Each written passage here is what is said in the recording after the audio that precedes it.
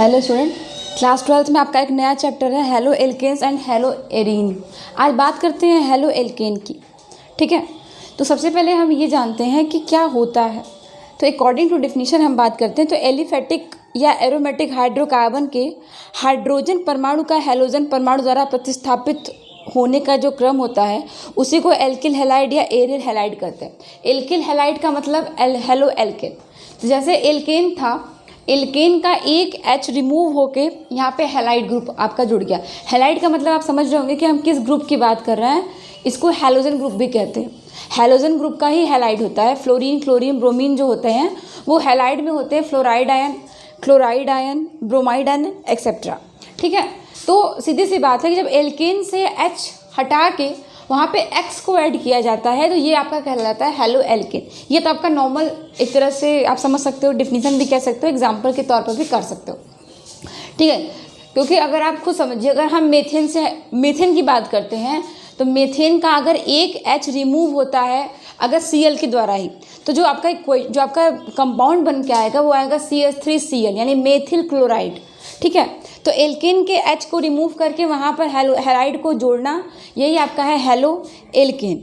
ठीक है, जो हेलो एल्केन में हैलोजन परमाणु एल्किल समूह के sp3 कार्बन परमाणु से जुड़ा होता है। आपको ऐसे समझना है कि sp3 वहाँ पे कहलाता है जहाँ पे हमारा कार्बन जो होता है वो सिंगल बॉन्ड से ऐड होता है। उसके जितने भी ग्रुप होते हैं वो सिंगल बॉन्ड से ऐड होता है। ठीक है, तो वहाँ पे sp3 होता है। और एरिल जो ग्रुप होता है उसमें हमारा जो आप कह सकते हो कि जो भी हेलो एरीन में हैलोजन परमाणु एरिल समूह के sp2 हाइब्रिडाइज्ड कार्बन परमाणुओं से जुड़ा होता है। जैसे देखिए, हेलो एल्केन की बात करते हैं, sp3 की बात करते हैं। sp3 हाइब्रिडाइजेशन का मतलब होता है कि जहाँ पर कार्बन हमारा हाइड्रोजन के साथ कोई भी ग्रुप लगा हो। हेलो एल्केन का मतलब है कि हैलाइड ग्रुप प्रेजेंट रहेगा और उसी में ये होता है कि जो कार्बन की चारों वैलेंसी होती है वो सिग्मा बॉन्ड से सेटिस्फाई होती है। तो वहाँ पे आपका sp3 हाइब्रिडाइजेशन होगा। sp3 का मतलब एक s ऑर्बिटल और 3 p ऑर्बिटल। ठीक है, सिग्मा बॉन्ड का मतलब भी यही होता है कि आपके ऑर्बिटलों के अच्छी अतिव्यापन से आपका sp3 हाइब्रिडाइजेशन होता है। ठीक है, तो अगर हम बात करते हैं प्राइमरी, सेकेंडरी और टर्शियरी, ये तीनों क्या होते हैं, तो प्राइमरी का मतलब होता है कि जिस कार्बन से हमारा एक मेथिल ग्रुप जुड़ा है उसको कहते हैं प्राइमरी एल्किल हैलाइड।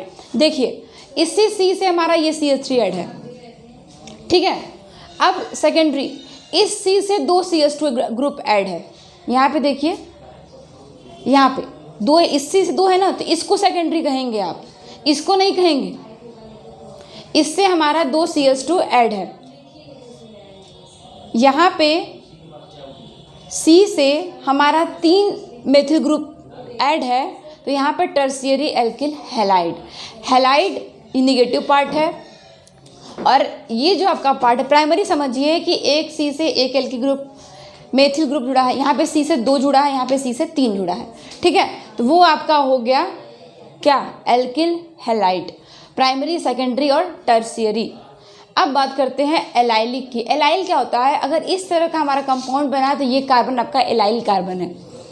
ठीक है, अब आपको इसमें बनाना है प्राइमरी, सेकेंडरी और टर्शियरी।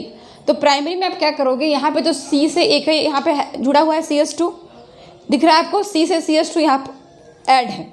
यहाँ पे इसी C से ये CH2 और ये CH2 ऐड है, तो इसका मतलब है कि ये सेकेंडरी है, ये वाला सेकेंडरी है। ध्यान देना है कि जिस कार्बन से हमारा 2 एल्किल ग्रुप जुड़ा हुआ है वही हमारा सेकेंडरी है। इससे हमारे 3 जुड़े हुए हैं, 1, 2 और 3, तो ये हमारा है टर्शियरी। तो बात हुई है एल्किल हैलाइड और एलाइलिक की। तो जो हमारा कंपाउंड है, अब आपको इतना समझना है कि कहाँ पे आपका sp3 है, sp2 है, कहाँ पे sp है। तो sp3 में आपको पता है कि जहाँ पे भी कार्बन चारों वैलेंसी सिग्मा बॉन्ड से, sp2 में आपका डबल बॉन्ड होता है, sp3 आपका ट्रिपल बॉन्ड होता है। और जो भी ऑर्बिटल बन रहे हैं उनमें जो भी आपका हाइब्रिडाइजेशन हो रहा है वो किस तरह से हो रहा है। sp2 मैंने बताया कि सिग्मा बॉन्ड और पाई बॉन्ड में यही अंतर होता है कि पाई बॉन्ड जो होता है वो पार्श्व अतिव्यापन से बनता है, यानी लेटरल ओवरलैपिंग होती है, साइड की ओवरलैपिंग होती है। ठीक है। लेकिन अगर एक s और एक p ऑर्बिटल एक्सियल ओवरलैपिंग करते हैं, एक्सियल मतलब अच्छे अतिव्यापन करते हैं, तो वहाँ पे जो बॉन्ड बनता है वो आपका होता है सिग्मा बॉन्ड। ठीक है। तो अगर जो आप कह सकते हो कि जो हैलोजन परमाणुओं की संख्या के आधार पर अगर डिवाइड किया जाए तो आपका mono halo alkane, die halo alkane और ट्राई हेलो एल्केन होता है। अब जो इसमें आपको विस्तार करके बताना है वो यही दिया हुआ है कि आपका एल्किल हैलाइड है और ये एलाइलिक हैलाइड है। अब आपका बचता है बेंजिलिक हैलाइड। बेंजिलिक में क्या होता है कि बेंजीन रिंग से आपका एल्किल हैलाइड ग्रुप जुड़ा होता है। बेंजीन रिंग से CH2 जुड़ा होता है और उससे हैलाइड। इस पर हम लोग मैंने डायग्राम नहीं बनाया है, इसको हम लोग नेक्स्ट क्लास में चर्चा करेंगे। लेकिन जो आज का ये टॉपिक है हेलो एल्केन का, कि एल्किल हैलाइड और एलाइलिक और कहाँ पे हाइब्रिडाइजेशन sp3 है, कहाँ पे sp2 है। तो जो आपका नेक्स्ट आएगा वो होगा बेंजिलिक हैलाइड, वाइनिलिक हैलाइड और एरिल हैलाइड। इसकी चर्चा नेक्स्ट क्लास में करेंगे। Thank you.